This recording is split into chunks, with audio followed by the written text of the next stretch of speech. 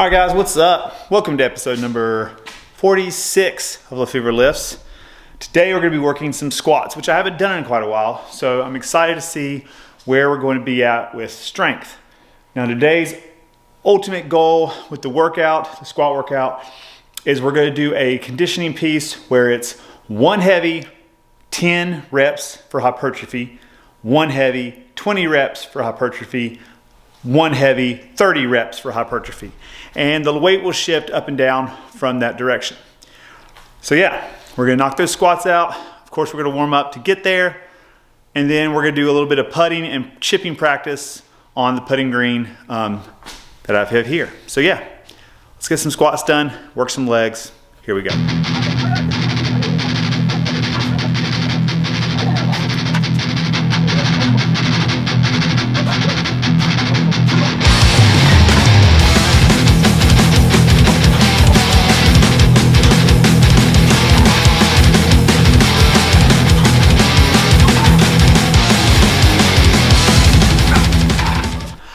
Okay, so hypertrophy work is done working up to a heavy. Got up to 275 for 2, which felt relatively good. Not super easy, but definitely not in that grindy, like it's in the nice in between.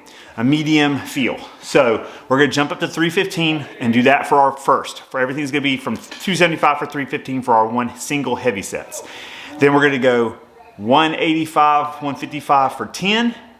135 for 20, and probably 195 or 115 for 30.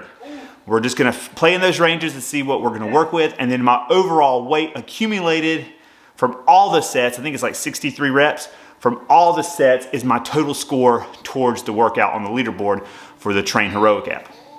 So I'll share that with you once we hit these wads, or these numbers. And yeah, hoping that 315 feels easy too. I think the last time that I tested maxes on squat, I had 355 back squat, which I'm happy with, seeing as I haven't really dialed in on a strength specific programming. It's all been the CrossFit since last July, and really Training with Heroics really what I've been following since February. So, or the Thrive programming through Trade Heroics, what I've been following since February.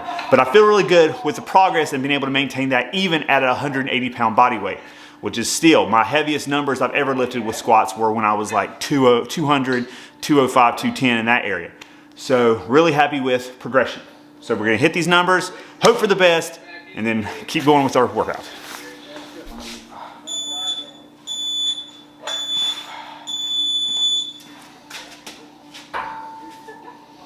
$315 for 1.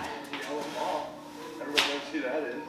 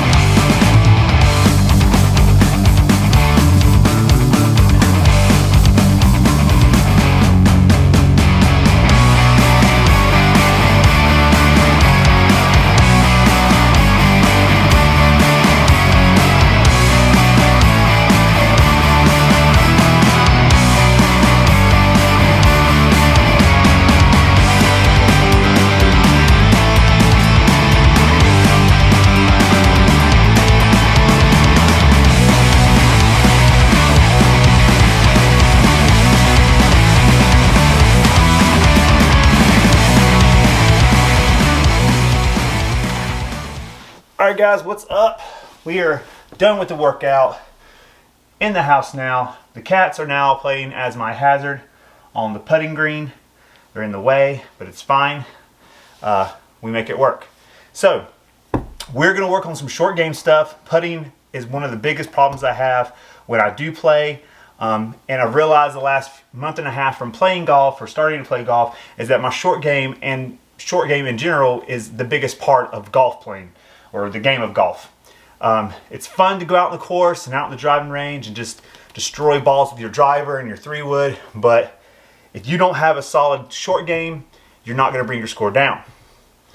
So I have this putting mat that I got off Amazon. It's like 30 bucks. It's not the greatest putting mat, but it's going to serve a purpose for practice at home when I can't get outside and practice in the yard. And it's pouring down rain today, so we pulled the putting mat out. Now, the second thing that's really big advantage is because I live on the golf course, I get a lot of free balls because people knock into my yard and they can't find them. And then after an hour or two, after I know they're gone, I go out and pick up the 2 or 3, maybe 3 or 4 balls that get out there during the day. So yeah, it's a really big advantage of living on the course. Now the putter that I'm using, I just received in the mail today. This is actually a vintage putter. It's probably from like the mid 90s, maybe even early 90s that I know of. But it's a Cobra Putter, a Dick De La Cruz model. It is I guess what they call a blade putter, which is kind of what you see normally on like a putt-putt course. And the putter I've been using was an Odyssey putter, which is a mallet putter. And I just wanted to try something else out and give something else a go. I've also recently acquired a set of Cobra oversized irons, Greg Norman signature models, and I'm also using a Cobra driver and a Cobra 3-wood. I was using my wife's grandfather's clubs. He's not playing anymore, and he can't play anymore just because of his age. And so I've been using his clubs, and I wanted some kind of to call my own. So we've been playing with those. Last weekend was the first week I got to play with them, and I'm really happy with them so far. So we're going to try this putter out. It just came in today, and we're going to see how it goes. So yeah. All right, Pearl. Let's see. Let's try to sink this first one, okay?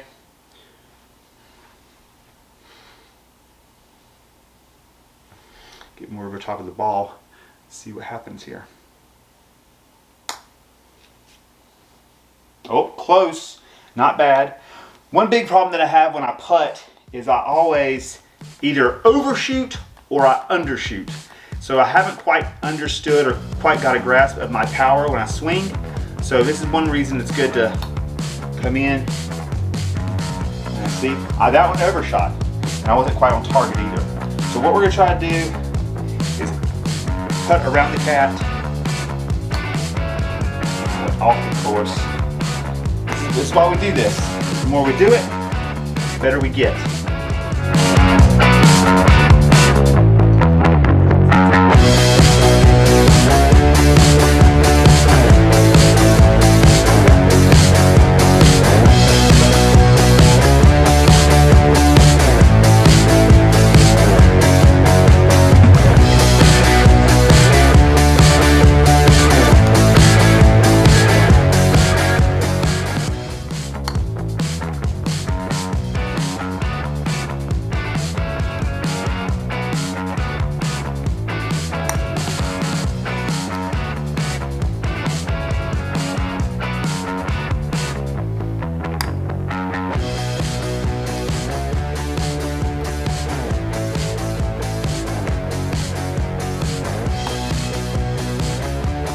Oh,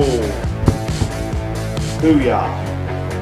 On to this. What's up, guys? It is super late. This is the end of the episode. So yeah, that's it for the week. Really excited about how squats went, and I'm really happy with my putting practice. After we got done filming the putting, I putted for another like hour, and continuously was making more and more shots and tried them from different distances, and just was working on my consistency. So the next time I can get out to the course or courses, depending on where I play this coming week, hopefully some of my practice will work out and I can sink some more putts.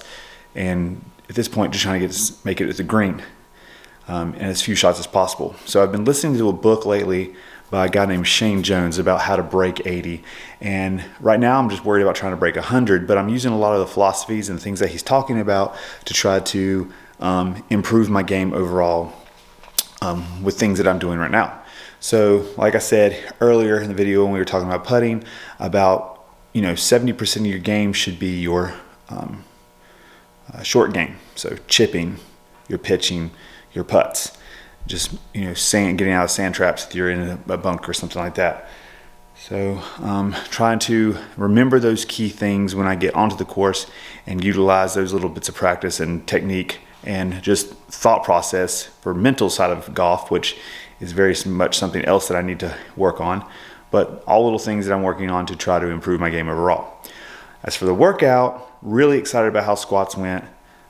Like I said at the beginning of the workout with that was, we don't squat like I normally would. When we first started filming Lefevre Lifts, those episodes, I was squatting 2-3 times a week, and I was hitting really heavy numbers back over the last summer. I could squat 405 for one. That was my goal, like to get my strength back up, all while being on the vegan diet to see if it's possible, and it was for me. And I'm continuing to be vegan, like I haven't changed a thing, but because my programming has changed and my goals with my fitness has changed to become more functional, more athletic, some of my strength is dialed back because I've lost weight. I'm not focusing on strength as a main priority like I did with powerlifting.